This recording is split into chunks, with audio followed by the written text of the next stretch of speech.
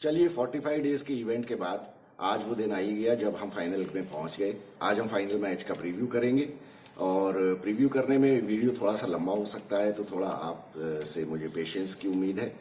और प्रीव्यू करने में देखिए, ये आपको वैसे भी मालूम है, जो हमारे रेगुलर व्यूअर्स हैं, कि हम थोड़ी सी प्रैक्टिकल बातें करते हैं। देखिए, देशभक्त हम कोई कम नहीं है और इंडियन टीम भी कोई कम नहीं है। जीतना वो भी चाहते हैं और हम भी चाहते हैं कि हमारी टीम जीते। लेकिन ये अल्टीमेटली ये गेम है और गेम में किसी भी दिन कुछ भी हो सकता है। तो आज के मैच में जो हम प्रीव्यू करने वाले हैं, उसमें एनालिसिस में हमारा मेन जो स्ट्रेस रहेगा वो इस बात के ऊपर रहेगा कि व्हाट कैन गो रॉन्ग। तो जिन चीज़ों का इंडियन टीम को ध्यान रखना चाहिए, इसमें कोई डाउट नहीं है कि अभी तक इंडियन टीम बहुत अच्छा खेली है और ऑन पेपर इंडियन टीम बहुत स्ट्रांग लगती है। और इसमें कोई भी शक नहीं है कि इंडिया टीम के सारे प्लेयर्स बहुत फॉर्म में हैं। भगवान की दया से कोई इंजरी किसी को नहीं है।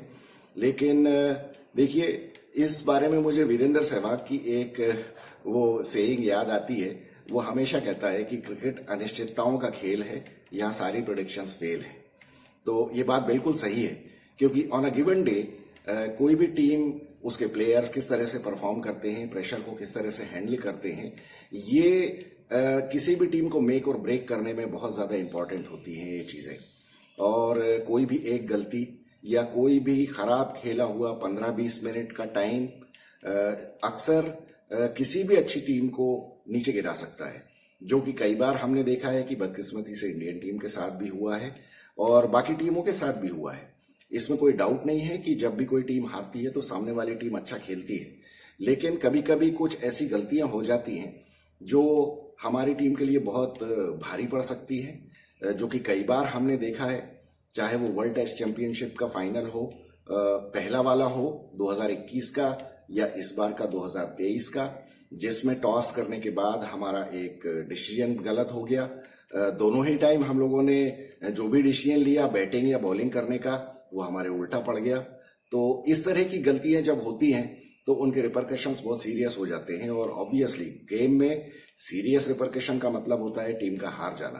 खैर, अभी हम उसके बारे में बात नहीं करते। मुझे लगता है कि अब इस टीम ने काफी कुछ सीख लिया होगा और ऐसी कोई गलतियां नहीं होंगी। तो आज का जो प्रीव्यू है और इसकी जो एनालिसिस है, इसमें मेनली हम अपना डिस्कशन जो है वो कंसंट्रेट करेंगे पिच के ऊपर। पिच के बाद टीम्स क्या होंगी, ऑस्ट्रेलिया और इंडिया दोनों की। फिर उसके बाद टॉस के बाद क्या डिसीजन होगा, और उसके बाद हम बात करेंगे स्वॉट एनालिसिस दोनों टीम्स की, ऑस्ट्रेलिया और इंडिया दोनों टीम की।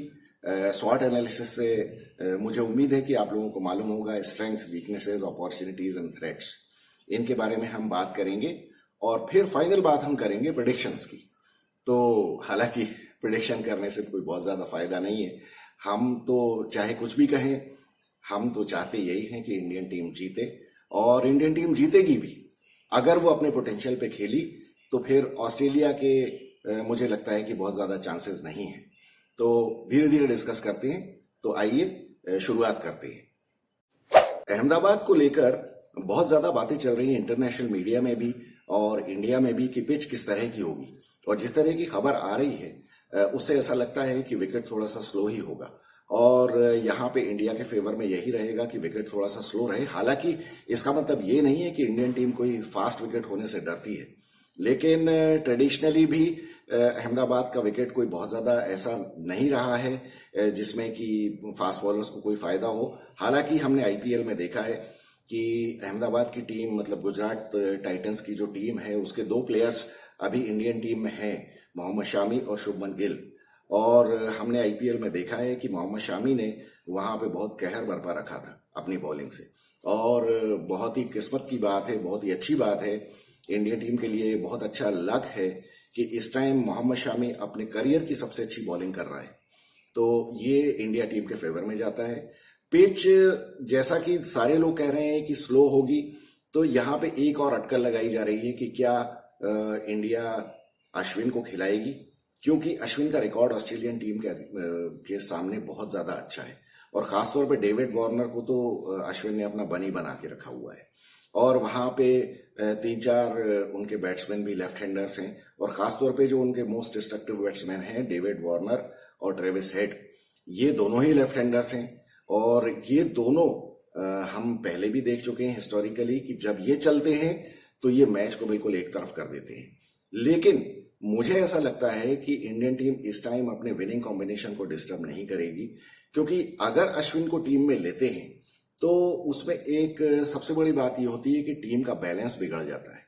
अब अगर अश्विन को टीम में लें तो अब उसको किसकी जगह ले सकते हैं?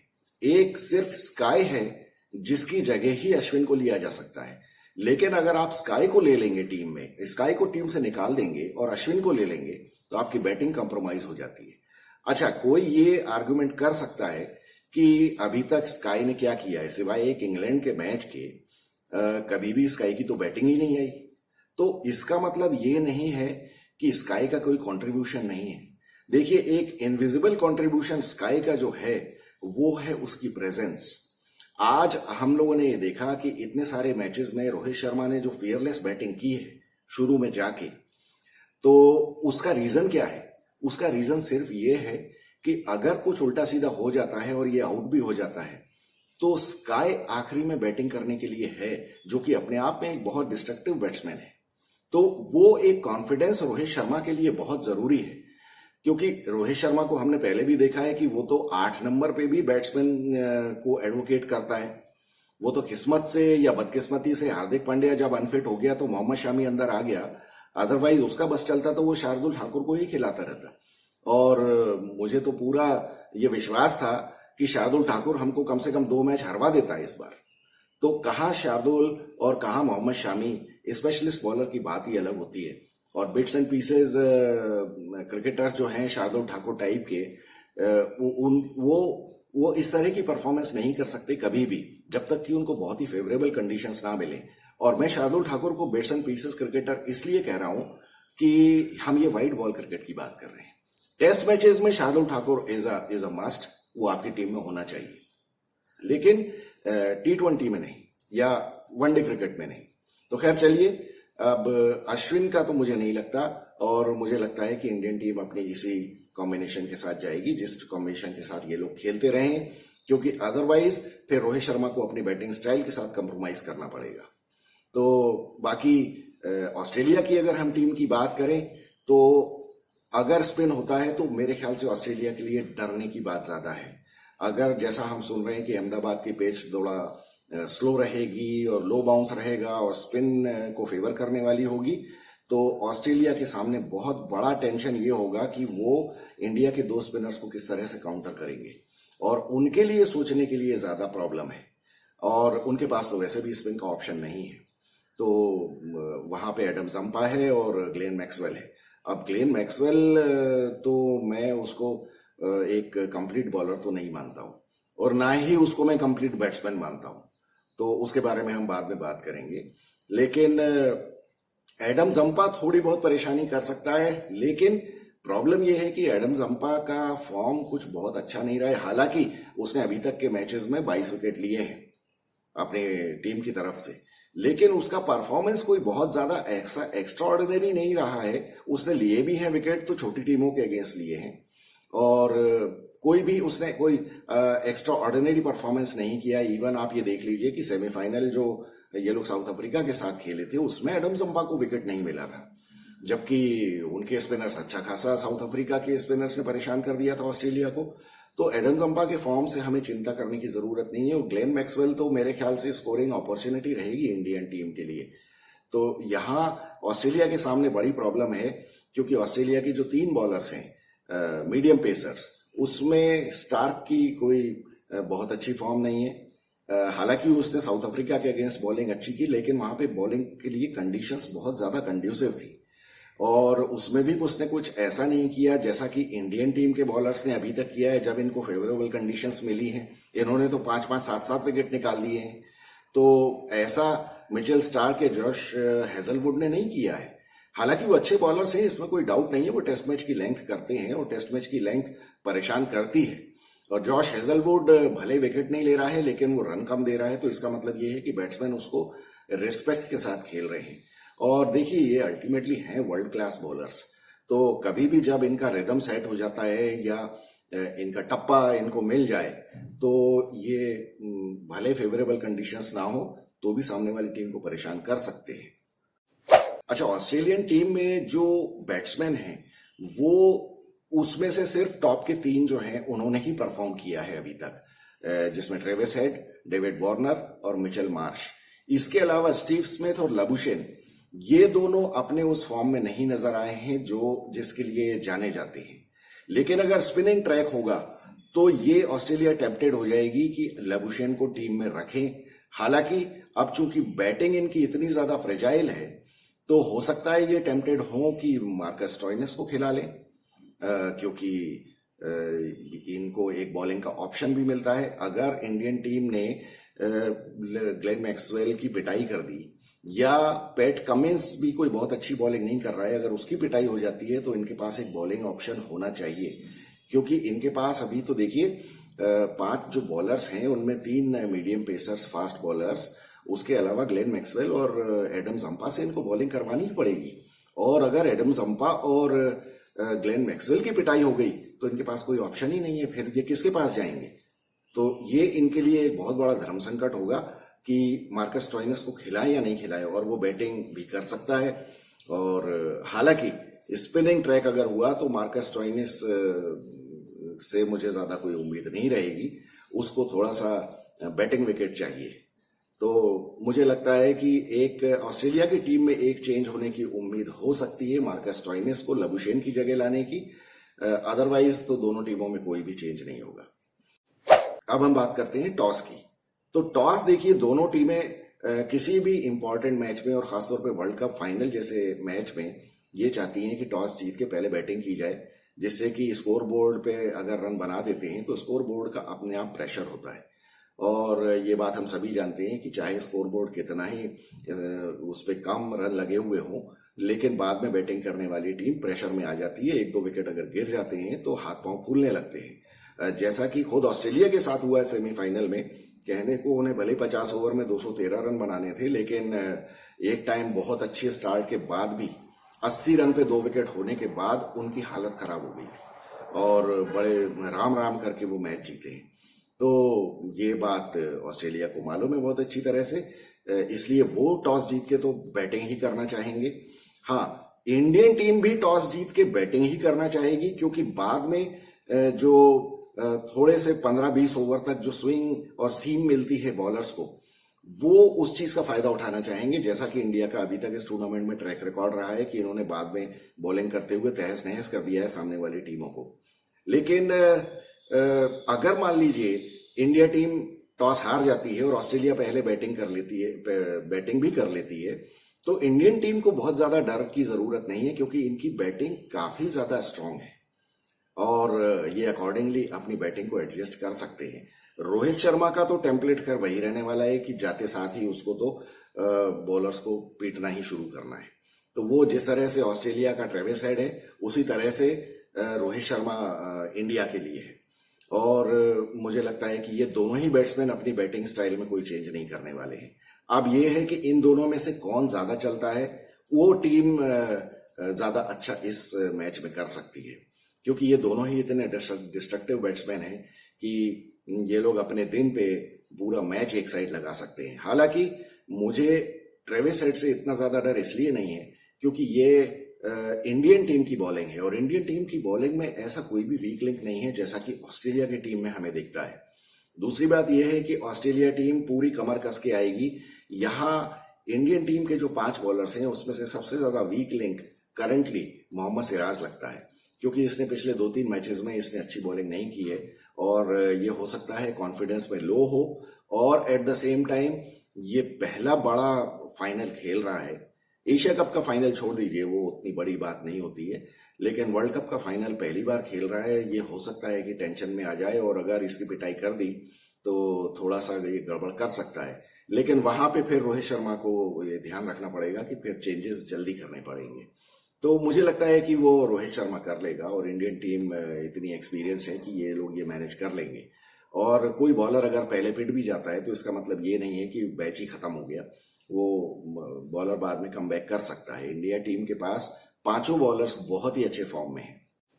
अब हम बात करते हैं स्वॉट एनालिसिस की। तो स्वॉट एनालिसिस इंडियन टीम की जो स्ट्रेंथ है, वो सबसे बड़ी चीज ये है कि यहाँ पूरे जो 11 प्लेयर्स हैं वो सभी बहुत अच्छे फॉर्म में हैं और बहुत अच्छी परफॉर्मेंस करते हुए आ रहे हैं।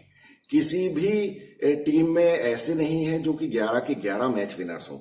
ये इंडियन टीम की जो टीम के जो 11 प्लेयर्स हैं, इनमें से सारे लोग किसी न किसी मैच में परफॉर्म कर चुके हैं और ये अपने गिवन डे पे कोई भी इनमें से एक player man of the match बन सकता है, जबकि ऑस्ट्रेलिया के साथ ऐसा नहीं है।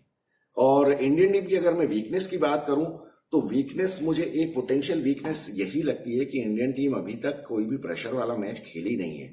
वो शायद इसलिए नहीं खेली है क्योंकि इंडियन टीम की बॉलिंग बहुत ज्यादा अच्छी रही है। तो इंडियन, जब देखिए बॉलिंग अच्छी होती है ना, तो सामने वाली टीम के बैट्समैन भी आपके ऊपर चढ़ के नहीं बैटिंग कर पाते हैं और अल्टीमेटली जब बॉलर्स की पिटाई होती है टीमें तभी प्रेशर में आती है। तो ऐसा इंडिया के साथ अभी तक हुआ नहीं है और मुझे नहीं लगता कि फाइनल मैच में कुछ ऐसी गड़बड़ हो जाएगी कि इंडियन टीम के बॉलर्स की पिटाई होने लग जाए। ये मुझे लगता नहीं है। मतलब ऐसा नहीं होता है कुछ कि सिचुएशन इतनी ओवरवेलमिंग हो जाए कि ये लोग अपने बिल्कुल नर्व्स पे ही कंट्रोल ना कर पाए या बटरफ्लाईज इनके पेट में इतनी हो जाए, जैसा कि नॉर्मली एग्जाम के पहले हमारे और आपके भी होता है। तो ऐसा मुझे नहीं लगता, क्योंकि ये जो बटरफ्लाईज होती है ना, मैच के शुरुआत के 10 मिनट में होती है बस। उसके बाद तो फिर आपके सामने क्या पर्चा आया है, आप उसके आंसर लिखने शुरू कर देते हैं और कोई नए क्वेश्चंस भी आ जाते हैं तो आप फिर अपना दिमाग लगा के उनका हल ढूंढते हैं। तो ऐसी कोई बड़ी प्रॉब्लम मुझे नहीं लगती है। इंडियन टीम के पास तो सारी अपॉर्चुनिटीज ही अपॉर्चुनिटीज है। ऐसा कुछ मुझे थ्रेट की अगर मैं बात करूं तो थ्रेट ऑस्ट्रेलियन टीम में सिर्फ 3 ही लोग हैं जिनसे मुझे थ्रेट लगता है, डेविड वार्नर, ट्रेविस हेड और मिचेल मार्श। तो मिचेल मार्श से मुझे कोई बहुत ज्यादा उम्मीद नहीं है क्योंकि उसका इस वर्ल्ड कप में कोई बहुत ज्यादा अच्छा परफॉर्मेंस नहीं रहा है। कहने को उसने 177 नॉट आउट बनाए बांग्लादेश के अगेंस्ट, लेकिन वो बांग्लादेश की बॉलिंग थी, ऐसा नहीं ये इंडिया की टीम के सामने इसके बस की नहीं है। और ट्रेविस हेड को जरूर इनको करना पड़ेगा। ट्रेविस हेड की एक ऑब्वियस वीकनेस है शॉर्ट बॉल। तो अगर ये लोग शॉर्ट बॉल का ढंग से इस्तेमाल करें और इसको पहले निपटा दें तो कोई बड़ी बात नहीं है। हाँ, ये बात बहुत सारे लोग कह रहे हैं कि डेविड वार्नर का विकेट जसप्रीत बुमराह ने कभी नहीं लिया है, लेकिन कभी नहीं लिया है का मतलब ये नहीं है कि डेविड वार्नर ने जसप्रीत बुमराह की पिटाई कर दी है। तो ऐसा भी नहीं है। और जसप्रीत बुमराह कभी भी विकेट ले सकता है डेविड वार्नर का, क्योंकि जसप्रीत बुमराह के पास 60 बॉल है डेविड वार्नर का विकेट लेने के लिए। और इसी को मैं अगर दूसरे अंदाज में कहूं तो डेविड वार्नर को अपनी जान 60 बॉलों से बचानी है। तो खैर उसकी नौबत आएगी नहीं, मुझे ऐसा नहीं लगता है और हम निपटा देंगे इन लोगों को। बाद में बचते हैं स्टीव स्मिथ और लबुशेन। तो स्टीव स्मिथ तो बहुत ही ज्यादा ऑफ कलर लग रहा है, वो कॉन्फिडेंट भी नहीं है। जिस तरह से वो आउट हो रहा है मैचेस में, तो वो कभी भी थ्रेटनिंग नहीं लगा है। हालांकि 2015 के वर्ल्ड कप में सेमीफाइनल में इंडिया के अगेंस्ट उसने सेंचुरी मारी थी, लेकिन अब वो स्टीव स्मिथ नहीं है जिसको हम जानते थे और जिससे हमको डर लगता था। ऑस्ट्रेलिया टीम में मुझे वही लगता है कि जो वीकनेस उनकी है, जैसी हमने अभी डिस्कस किया है कि ग्लेन मैक्सवेल उनकी काफी बड़ी वीकनेस हो सकता है बॉलिंग में। तो अभी ऑस्ट्रेलिया को सोचना पड़ेगा कि इनको टीम कॉम्बिनेशन क्या खिलाना है। और अगर एडम जम्पा ने अच्छी बॉलिंग नहीं की तब तो इनको बहुत बड़ी प्रॉब्लम हो सकती है, क्योंकि फिर तो इनको 2 बॉलर छुपाने पड़ेंगे। और उस केस में क्या होगा कि ये जो मीडियम फास्ट, ये जो फास्ट बॉलर्स हैं इनके, हेजलवुड, मिचेल स्टार्क और पैट कमिंस, इन लोगों में से फिर इनको पहले ही ओवर इनके करवाने पड़ जाएंगे। तो जब इस तरह का काम कभी होता है तो टीम की पूरी प्लानिंग डिस्टर्ब हो जाती है। तो इंडिया मेरे ख्याल से वही करेगा कि ये अटैक करने जाएंगे स्पिनर्स के ऊपर, जिससे कि मिचेल स्टार्क और जॉश हेजलवुड इनको वापस पहले लाके बॉलिंग करवानी पड़े ऑस्ट्रेलिया को, और ऑस्ट्रेलिया के फिर इनके किले में थोड़ी सेंध लग जाएगी, क्योंकि फिर आखिरी में बॉलिंग किससे करवाएंगे। तो ये तो है टीम कॉम्बिनेशन और स्वॉट एनालिसिस की बात। अब हम बात करते हैं प्रेडिक्शंस की। तो देखिए वही मैं वीरेंद्र सहवाग की बात करूंगा कि क्रिकेट अनिश्चितताओं का खेल है या सारी प्रेडिक्शंस फेल हैं, लेकिन फिर भी प्रेडिक्शंस तो हम करते ही हैं। और हमारे अंदर जो एक पेट्रियाटिज्म वाला जो भाव रहता है, ऑब्वियसली हम तो चाहते हैं कि इंडिया जीते। और अगर स्ट्रेंथ वाइज बात करें, हम रियलिटी की बात करें, रियलिस्टिक तरीके से बात करें, और जो करंट परफॉर्मेंस इंडियन टीम की चल रही है उसके हिसाब से मुझे लगता है कि अगर बहुत कम नहीं तो भी 70-30 इंडिया के फेवर में है ये। और 70-30 जब हम ये बात करते हैं ना, देखिए यहाँ पे हमको ये कंफ्यूज नहीं होना चाहिए। एज अ मैनेजमेंट कंसल्टेंट ये मेरा सब्जेक्ट है कि जब हम ये चांसेस की बात करते हैं ना, तो 70-30 का मतलब ये होता है कि अगर हम 10 मैचेस खेलेंगे तो हम 7 मैचेस उसमें से जीतेंगे और 3 हारेंगे। इसका मतलब ये नहीं है कि हम आज का मैच हार नहीं सकते, हालांकि हम हारना नहीं चाहते, लेकिन मुझे ऐसा लगता है कि आज का मैच हम हारेंगे तभी जब हम को अगर मान लीजिए ऑस्ट्रेलिया प्रेशर में ले आती है, और प्रेशर में अगर रोहित शर्मा ने कुछ गलत डिसीजंस ले लिए, हम ये मैच तभी हार सकते हैं। अगर ऑस्ट्रेलिया हमको प्रेशराइज नहीं कर सकी, मान लीजिए जैसे कि अगर इंडिया पहले बैटिंग कर रही है और इंडिया के अगर 40 रन पे 3 विकेट गिरा दिए इन्होंने, तो इंडिया प्रेशर में आ सकती है। फिर उस केस में क्या होगा कि हम फिर जो 325 का टारगेट लेके चलेंगे, वो हो सकता है 325 ना हो पाए, 260 ही रह जाए। फिर उस टाइम बाद में बॉलिंग करते हुए बॉलर्स के ऊपर आ जाएगा प्रेशर कि अब इनको मैच जिताना पड़ेगा। अभी तक बॉलर्स बहुत ज्यादा प्रेशर में कभी आए नहीं है, सिवाय एक वो जो न्यूजीलैंड वाला जो सेमीफाइनल मैच था, उसमें बीच में थोड़ा सा एक टाइम आया था जब केन विलियमसन और डेरन मिचेल ने 150 रन की पार्टनरशिप कर दी थी। लेकिन उस टाइम इंडिया के पास एडवांटेज ये था कि इनका टारगेट ही 400 रन का था। तो 400 रन का टारगेट बहुत बड़ा होता है, लेकिन अगर 260 रन आपने बनाए हैं तो उसको डिफेंड करते टाइम प्रेशर बहुत ज्यादा बढ़ जाता है। ये अब देखना पड़ेगा कि ये इनको अवॉइड करना है सिचुएशन कि इनके शुरू में ही पावर प्ले में 40 रन पे 3 विकेट हो जाए। अगर ये नहीं होता है और जैसा स्टार्ट रोहित शर्मा और शुभमन गिल देते आए हैं अभी तक कि 10 ओवर में, चलिए मैं ये नहीं कहता कि 10 ओवर में ऑस्ट्रेलिया के अगेंस्ट भी 90 रन बना दें या 100 रन बना दें, अगर मान लीजिए 10 ओवर में 60 रन भी बनाते हैं और इनका एक भी विकेट नहीं गिरता है या एक विकेट गिरता है, तो फिर इंडिया की नर्व सेटल हो जाएंगी और ये फिर कोशिश करेंगे 300-325 रन बनाने की। और 300-325 रन अगर इन्होंने बना दिए तो फिर ऑस्ट्रेलिया के लिए बहुत मुश्किल हो जाएगा, इसमें तो कोई मुझे डाउट ही नहीं है। लेकिन प्रॉब्लम यही है कि थोड़ा सा अगर कुछ गड़बड़ होता है, क्योंकि देखिए बैट्समैन के पास आउट होने के लिए बॉल सिर्फ एक ही होती है, बॉलर के पास कमबैक करने के लिए बहुत मौके होते हैं। अब ऐसे में आपको अटैकिंग भी रहना है और कॉशियस भी रहना है। तो बात वही है, कॉशियसली अग्रेसिव होने का मतलब यही है कि आप कॉशियस रहिए, विकेट की बॉल पे आप रिस्क ना लें और जो बॉल आपको मिलती है मारने के लिए उसमें भरपूर शॉट मारें। और शुरू के 10 ओवर में जो 2 फील्डर्स ही बाहर रहते हैं उनका थोड़ा सा फायदा उठाएं, और वो करने में रोहित शर्मा बहुत ज्यादा कैपेबल है, अभी तक वो करता भी आया है। रोहित शर्मा के लिए मेरे ख्याल से ऑस्ट्रेलिया के पास सबसे बड़ा काउंटर जो है एक ही है वो कि उसको स्लोअर बॉल पे ट्रैप कर सकते हैं, क्योंकि अदरवाइज आप रोहित शर्मा को अगर आप 150 स्पीड से भी बॉल फेंकेंगे तो फिर आप उसको पकड़ नहीं सकते, वो फिर आपको हर जगह मारेगा। आप सोचिए कि अगर मैं रोहित शर्मा को बाउंसर मार दूंगा तो वो पुल करके छक्का मार देगा, अगर आप आगे तेज बॉल करेंगे तो वो आपके सर के ऊपर से छक्का मार देगा, और वो मारने में तो वो बहुत ही बेदर्दी से पिटाई करता है रोहित शर्मा। मुझे लगता है कि ऑस्ट्रेलिया का एक ही गेम प्लान होगा कि जिस तरह से सेमीफाइनल में टिम साउदी ने आउट किया था रोहित शर्मा को, उसने वो स्लोअर बॉल जो फेंकी थी, तो स्लोअर बॉल में मिस टाइम करने का चांस एक रोहित शर्मा के पास रहता है, और ऑस्ट्रेलिया के पास एक वही चांस है कि वो स्लोअर बॉल करें और रोहित शर्मा को फंसाने की कोशिश करें। अगर रोहित शर्मा 10-12 ओवर खेल गया तो ऑस्ट्रेलिया के लिए मैच 50% तो वहीं बाहर हो जाएंगे ये लोग। तो ये बात ऑस्ट्रेलिया को भी बहुत अच्छी तरह से पता होगी। लेकिन ऑस्ट्रेलिया के सामने सबसे बड़ी प्रॉब्लम ये है कि ये कितने बैट्समैन के सामने प्लानिंग करके आएंगे। अब आप ये देखिए कि इनको शुभमन गिल को भी काउंटर करना है, इनको रोहित शर्मा को भी करना है, विराट कोहली को भी करना है, फिर केएल राहुल, श्रेयस अय्यर।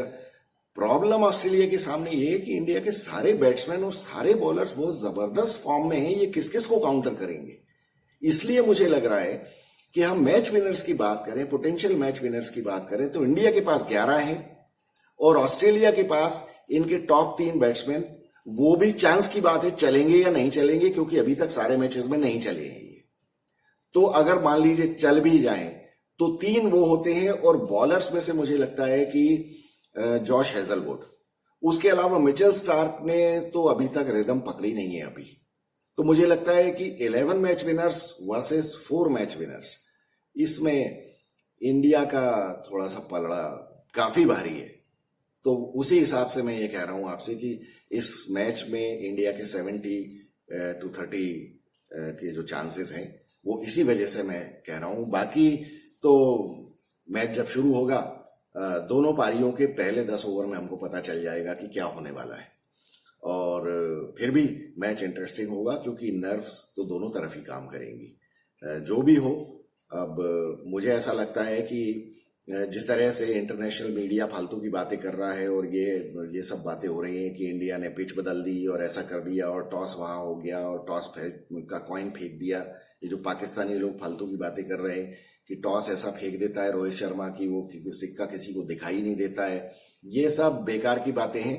लेकिन फिर भी मुझे ऐसा लगता है कि इंडियन टीम को कुछ फर्क नहीं पड़ता वो टॉस जीते या हारे, इसलिए मैं तो ये दुआ करता हूं कि इंडिया आज टीम टॉस हार ही जाए, जिससे कि किसी को भी वर्ल्ड में ये कहने का मौका ना रहे कि अरे इन्होंने मैच को मैनिपुलेट कर लिया।